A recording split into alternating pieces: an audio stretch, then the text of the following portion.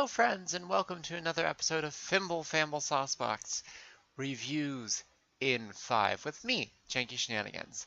This week we are doing something special. I suppose I always say that every week, don't I? But this week it actually is a little special.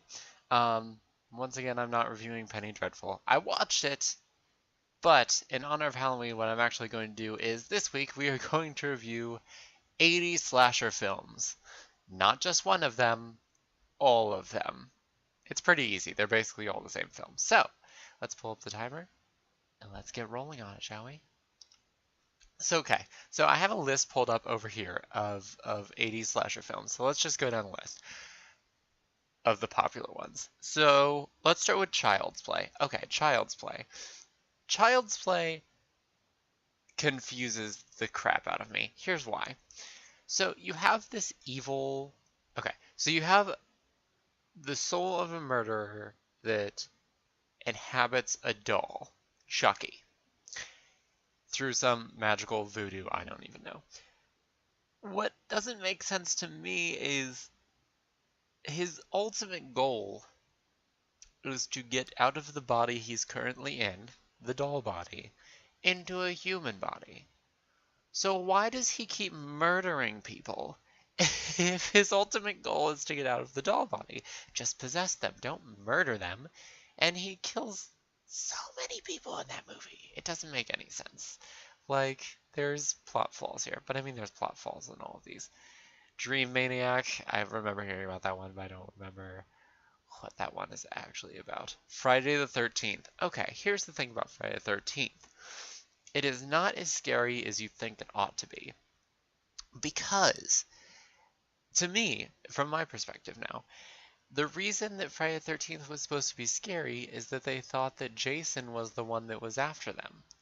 But if you actually watch the first 10 minutes of Friday the 13th, you know it can't possibly be Jason. Because the first one who dies is the cook, and she's hitchhiking her way to Camp Crystal Lake, and she gets into the truck with the person who murders her. There is no way that she's just getting into a truck with a freaky zombie person. It's not happening. So the person must just be a normal killer. Now, it is creepy that Jason's mom has kind of a split personality thing going on at the end. But I mean, that's pretty much what Friday the 13th has going for it. There is one other thing about Friday the 13th that never made sense to me, and that was, why is it that Jason is a child in the first movie, and then he's suddenly a grown man in the rest of them? Like, he drowned when he was 13. Why is he like a 30-year-old hockey mask wearing murderer? He didn't even get the hockey mask until like the third movie. Anyway, so that's that. Also, we have Nightmare on Elm Street. Okay, so Nightmare on Elm Street. Here's what doesn't make sense about Nightmare on Elm Street. The entire plot. First of all, I don't think it really explains well why Freddy is hunting these specific children. There's a reason.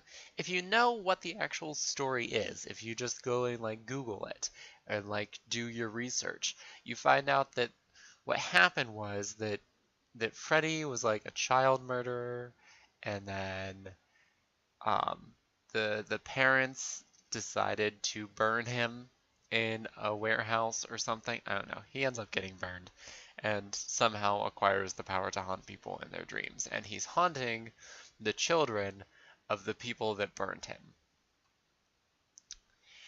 So, like, none of them actually... Here's the thing. Like, okay, so he's a child murderer. By that logic, those kids should have remembered who Freddy was, but they didn't. They had no idea who he was. They had no idea why he was haunting them in their dreams, any of that. Not to mention, I get that there's supposed to be sort of a boundary between, or like, it's blurring the lines between when you're dreaming and when you're awake. I appreciate that, Wes Craven. But at the same time, by the end of the movie, you have no idea what's real and what's fake, which may be the point, but it makes for a very confusing ending. That just, it doesn't make any sense to me. Oh, and then of course, we have to touch on Halloween, which is the original 80s slasher movie that was actually, I'm pretty sure, made in the 70s. But that one also confuses me for one reason and one reason only. It's because why is it that Jamie Lee Curtis's character, like, correct me if I'm wrong, but I'm pretty sure she doesn't actually know that she has a brother. And that confuses me because I'm like, how could you not have heard that you have a crazy murder brother? Okay. Stabs his sister Judith to death with a kitchen knife in the house. Okay. So he escapes years later. Fair enough. And then he begins stalking Lori. And Lori is his sister?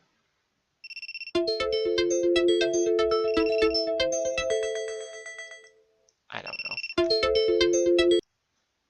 To be honest, 80s slasher movies confuse me.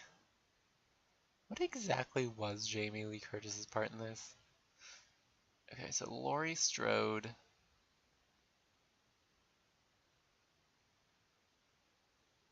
What was her deal? Because wasn't she...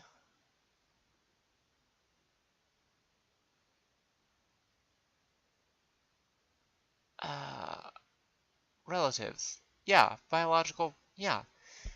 Their brother. Like, how do you not learn that you have, like, a sociopathic older brother? Whatever.